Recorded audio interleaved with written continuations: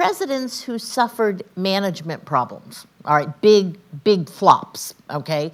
And the first one, of course, the most dramatic one, which some of us in this room can remember, and some in our audiences can remember, was, of course, the failure of Operation to rescue the Iranian hostages in April of 1980. Now, that was a rather gargantuan management failure, complete with command and control problems and all sorts of problems.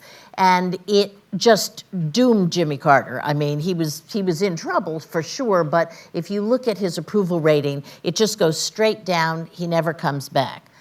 Fast forward to George Bush, okay, and to Hurricane Katrina.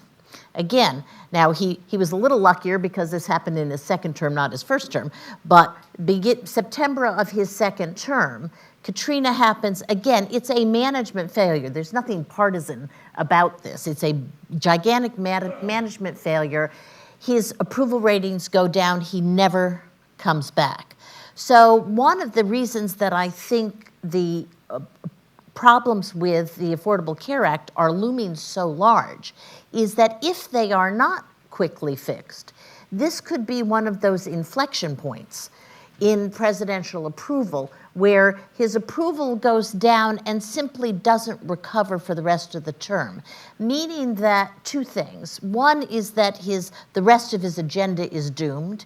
Certainly for George Bush, his Social Security reform, his immigration reform, which was very bipartisan, they were doomed after Katrina. And the second thing it means is that in midterms, people may not really want the president around.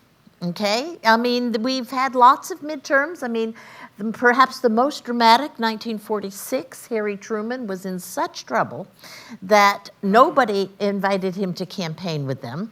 And when he returned to Washington, in those days when presidents returned to Washington, the whole cabinet came out to Union Station to greet them.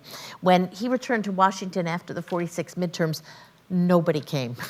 Nobody came to meet him. So, that's, the question is, are we at an inflection point in the Obama presidency where it's just going to go downhill, or are there things he can do? Will we get past this and he'll have a relatively vigorous second half of his second term?